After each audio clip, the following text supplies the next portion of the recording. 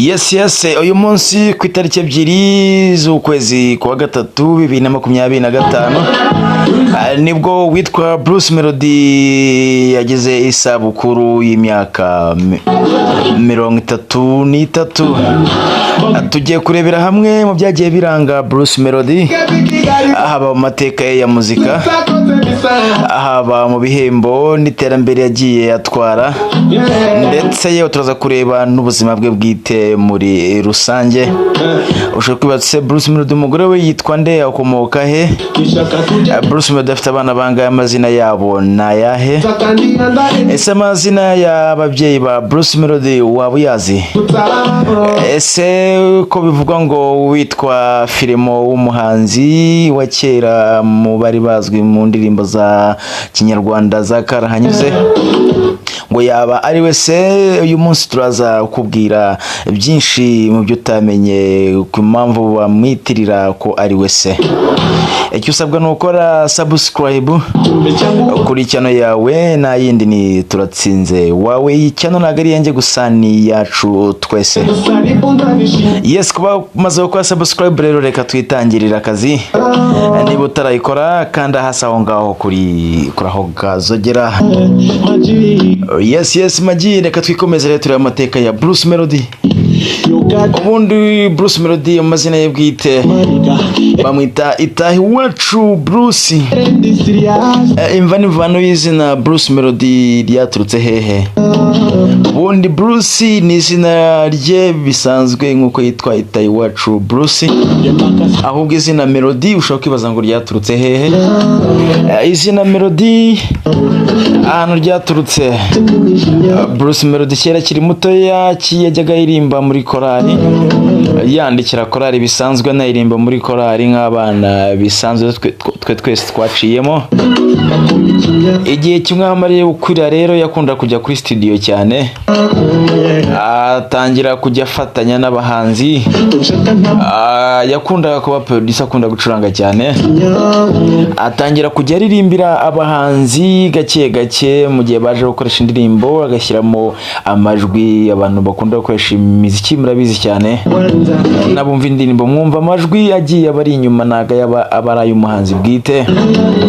Hari aba bamufashije kugira ngo ayo majwi ajyemo kandi ibintu biryohe, kumva umuziki uryoshye. Hari aho biba byaturutse, ziriya melodies bashyiramo nizo zituma umuziki uryoha.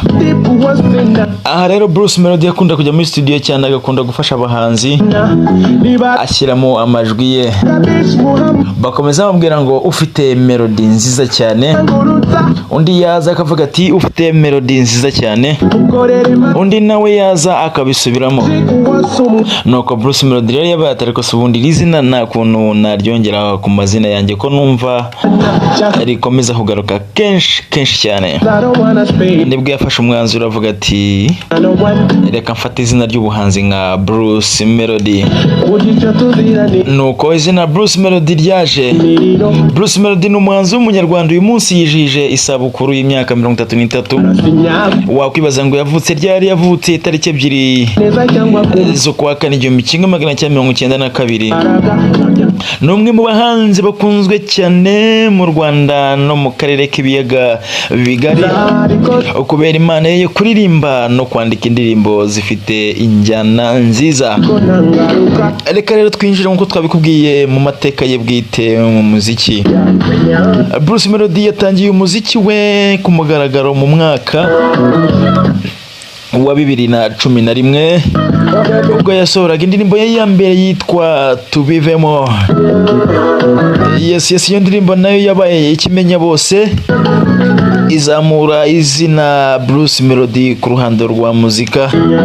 Uyu muhanzi kandi yakomeje kwigaragaza cyane mu njyana ya R&B, ndetse anashyira imbaraga cyane mu njyana ya Afrobeat, bituma yigarurira imitima ya benshi. Ndakeka nawe ushobora kuba urimo yigarura imitima ya benshi y'abakunzi b'umuziki mu Rwanda ndetse no hanze y'u Rwanda. Mu mwaka wa 2013 yasohoye album ye ya mbere yise bise Ndumiwe, ikaba yarabaye imwe mu zatumye azamuka cyane mu muziki. Nyuma y'iyo alubumu yakomeje gusohora indirimbo ze zagiye zikundwa cyane nka Ntundize, Ndakwanga, Ikinya, Katerina, Samoya ndetse n'izindi. Nk'iyi ngiyi urimo kumva inyuma yewe, ndetse n'izindi nyinshi cyane. Tugiye ku ndirimbo twazivuga bukira bugacya, ahubwo reka ture ku iterambere rya Bruce Melody.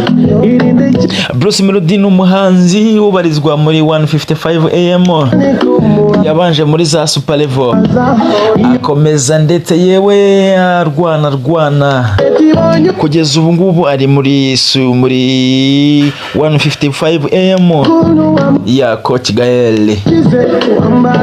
Bruce Melody, reka tuvuge ku bihembo agiye atwaye, cyane tuvuga ku gihembo cya Primus Guma Guma Superstar cyo twitaga PGGSS, yagitwaye mu mwaka wa 2018. Nanone yagiye yitabira amarushanwa mpuzamahanga ndetse yakorana n'abahanzi bakomeye mu karere no ku mugabane wa Afurika, ndetse yewe yarambutse akorana na muhanzi w'umunyamerika Shaggy. Mu mwaka wa 2022 Bruce Melody yakoze ibitaramo bikomeye muri Uganda, Tanzania, Canada, Amerika ndetse n'ahandi henshi hatandukanye. Byamufashije kwagura imbago z'umuziki we ndetse akomeza azamura n'ibendera ry'u Rwanda. Yakoranye n'abahanzi benshi bakomeye barimo nka Harmonize, Eddie Kenzo, Calligraphy Jones, abo bita John Frogger, abo bita Bien, uwo bita Palaso,